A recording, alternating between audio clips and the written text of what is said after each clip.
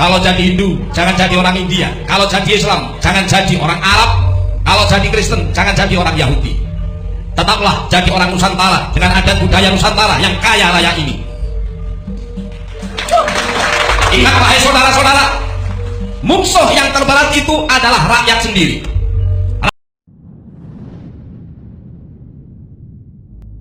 What is the country with the largest Muslim population in the entire world? Saudi Arabia, Pakistan, Egypt, or Nigeria? Well, none of them.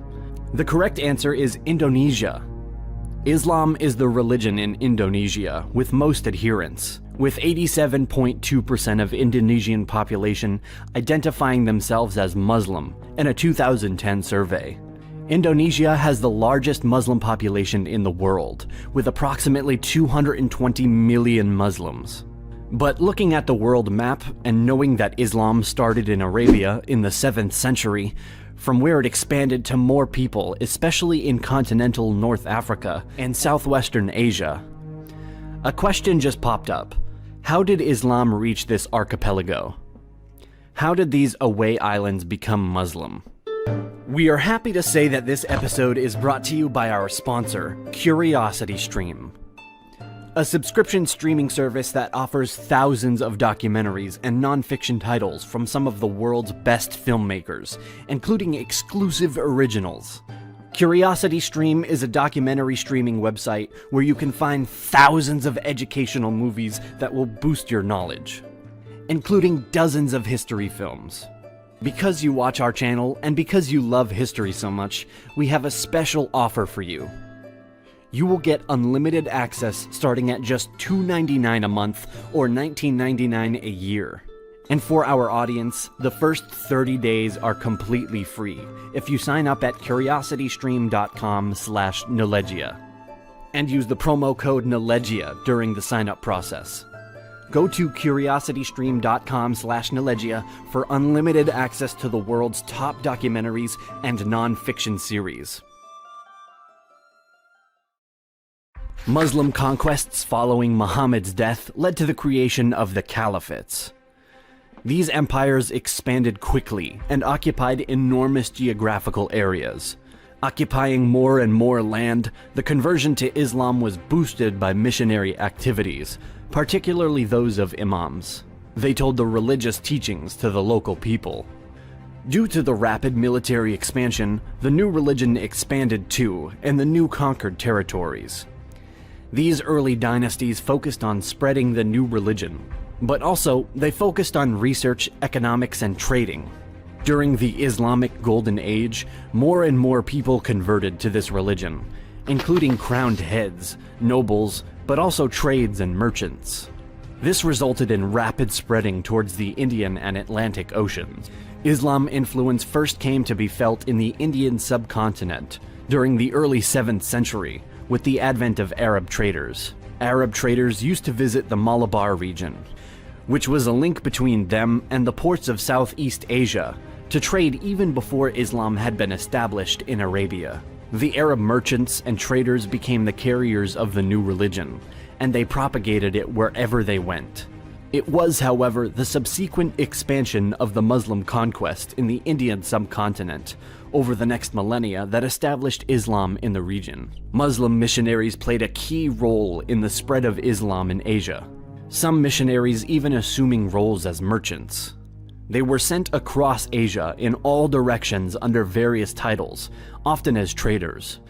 The missionaries were instructed to speak to their potential converts in their own language. Even before Islam was established amongst Indonesian communities, Muslim sailors and traders had often visited the shores of modern Indonesia. Most of these early sailors and merchants arrived from the Abbasid Caliphate's newly established ports of Basra and Dabal. The territory was rich in spices, exotic fruits, and other goods. There is evidence of Arab Muslim traders entering Indonesia as early as the 8th century. But it was not until the 12th or 13th century that the spread of Islam started, then expanded even more due to the adoption by the local rulers and elites. The missionaries came from many territories and regions. Some came here from India, and later from the southern Arabian Peninsula. It is believed that around the 13th century, the religion began to emerge on the northern coast of Sumatra. After this, Islam was further spread by Sufi orders, and finally consolidated by the expansion of the territories of converted rulers and their communities. Not knowing a certain date when the conversion started, and having no clear indication of when Islam first came to the region, we may consider the start around 11th or 12th centuries. The first Muslim gravestone markings date to 1082. Also, when Marco Polo visited the area in 1292, he noted that the urban port state of Perlac was Muslim. The first evidence of a Muslim dynasty in the gravestone dated 1297 of Sultan Malik al-Saleh, the first Muslim ruler of the Samudra Pasai Sultanate. Chinese sources record the presence of a Muslim delegation to the emperor from the kingdom of Samudra in 1282. The spread of Islam generally followed the trade routes east, through the primarily Buddhist region, and half a century later, in the Malaccas we see the first dynasty arise in the form of the Sultanate of Malacca, at the far end of the archipelago, formed by the conversion of one Shah into a Muslim, and the adoption of the name Muhammad Iskandar Shah. The spread of Islam among the ruling class was precipitated as Muslim traders married the local women, with some of the wealthier traders marrying into the families of the ruling elite. Indonesian people as local rulers and royalty began to adopt it, and subsequently their subjects mirrored their conversion. The expansion accelerated in the 15th century as the military power of Malacca Sultanate in the Malay Peninsula and other Islamic sultanates dominated the region, aided by episodes of Muslim coup, wars and superior control of maritime trading, and ultimate markets. By the 14th century, Islam had been established in northeast Malaya, Brunei, the southwestern Philippines, and among some courts of coastal East and Central Java. The 15th century saw the decline of Hindu-Javanese Majapahit Empire, as Muslim traders from Arabia, India, Sumatra, and the Malay Peninsula, and also China began to dominate the regional trade that once controlled the Javanese Majapahit traders. Chinese Ming dynasty provided systematic support to Malacca. Ming Chinese Zhang's voyages is credited for creating Chinese Muslim settlement in Palembang and north coast of Java. Malacca actively encouraged the conversion to Islam in the region, while Ming fleet activity established Chinese Malay Muslim community in northeast coastal Java, thus created a permanent opposition to the Hindus of Java. The expeditions had established Muslim Chinese, Arab, and Malay communities in northern ports of Java. Dominant Muslim kingdoms were more and more present in the archipelago. Indu's historical inhabitants were animists, Hindus, and Buddhists. And in time, many of them accepted the new religion because Muslim merchants and traders disseminated Islamic teachings while trading with local population, and their teachings encouraged proselytizing religion. Hindus and Buddhists don't generally proselytize, and Islam is a monotheistic belief system, and it doesn't allow its followers to believe in another god. Being a Muslim created more privileges, benefits, and favorable terms for the local people than being a non-Muslim. Some people needed safety and certainty, so they chose to declare themselves as Muslims. Because Islam made an appearance in Southeast Asia through trade with people of South Arabia and Indian Sufis, the transition was made more peacefully than in the Middle East or North Africa, where existed conflicts. In Indonesia, the process was slower, but was created differently through merchants, elites, and nobles. The presence of monarchy made it easier for the religion to spread among the commoners, just as the presence of Christianity in the monarchy made it easier for the religion to spread in European kingdoms. Meanwhile, in Java Island, the great Hindu Majapahit Empire was collapsing. Some of these new kingdoms were supported by Ming China. Through assimilation related to trade, royal conversions, and conquest, Islam had supplanted Hinduism and Buddhism as the dominant religion of Java and Sumatra by the end of the 16th century. But many cultural and religious habits from the Hindu-Buddhist era were mostly tolerated and even incorporated into Islamic rituals. Islam didn't obliterate the pre-existing culture. Rather, it incorporated and embedded the local customs and non-Islamic elements among rules.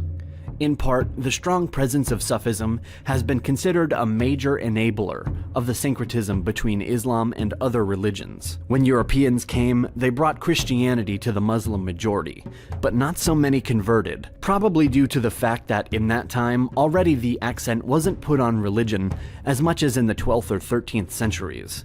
But this is another discussion. Indonesia is a big country, with more than 250 million people from different cultures and ethnicities across thousands of islands. From a religious point of view, Indonesia is not ruled by a single law. Because more than 80% of the population are Muslims, Indonesia can be called as one of the Muslim countries in the world. But Indonesia is not a traditional Islamic one.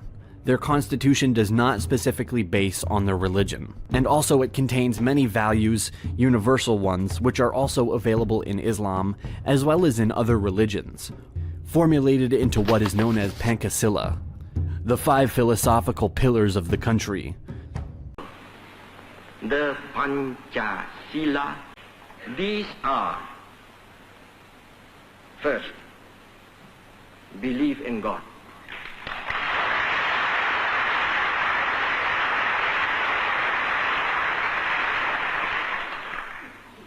Second, nationalism. Third,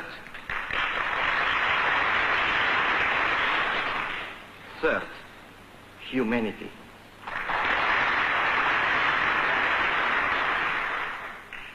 Fourth, democracy.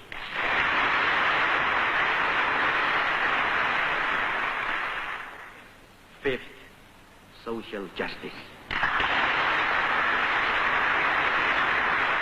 Special thanks again to CuriosityStream for sponsoring this video.